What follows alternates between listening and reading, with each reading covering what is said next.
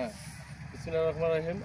আমি মোহাম্মদ আনোয়ার হোসেন, উপসহকারী কৃষি কর্মকর্তা, রাজীব ব্লক, কাউনিয়া, রংপুর।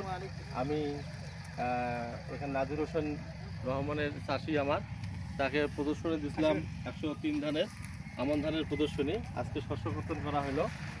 তা চাষির অনুভূতি আমরা শুনবো কীভাবে ভাই বলেন। আপনি যে ধানটা পাইছেন কেমন ফললো? ভালো ফলন। গতবারের তুলনায় এবার আমরা 103 আমন মোটামুটি 11 চাইতে ভালো ফলন পাইছি। আগামীতে আমরা আরও সবাই মিলে 103 ধান লাগাবো। তারপরে সিরাজুল ভাই বলেন আপনার অনুভূতিটা কি? আমি মোহাম্মদ সিরাজুল ইসলাম। আমি সাইড থেকে এসেছি, এই ব্লক আমার না, আমি অন্য ব্লক থেকে আসছি। এই 103 ধান দেখতে আসছি। আনোয়ার ভাইয়ের এটা সাজেশনে আবাদ হয়েছে, বিএসের সাজেশনে। ইনশাল্লাহ 103 ধান খুব ভালো বাম্পার ফলন হয়েছে। আমাদের মধ্যে আগামীতে আমরা 103 ধানই ফলন রোপণ করবো। ধন্যবাদ। আমাদের মধ্যে মাননীয় মেম্বার মহোদয় আছেন, তার একটু আমরা আমি মোহাম্মদ ইউনুস আলী, 3 নং ওয়ার্ডের ইউপি সদস্য।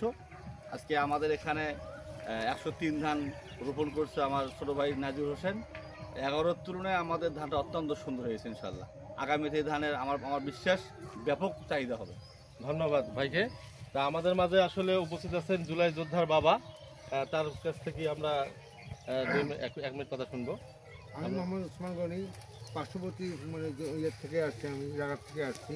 এই ধানে ওনার ধান দেখার জন্য 103 ধান প্রদর্শনী, ধান কাটার সময় ধানটা সুন্দর হয়েছে। আমরা আগামীতে ইনশাআল্লাহ এই 103 ধান আবাদ করব।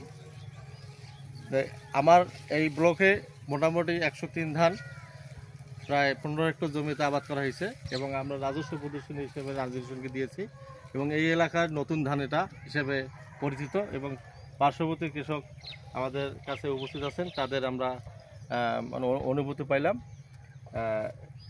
এই বলে ধন্যবাদ। আসসালামু আলাইকুম।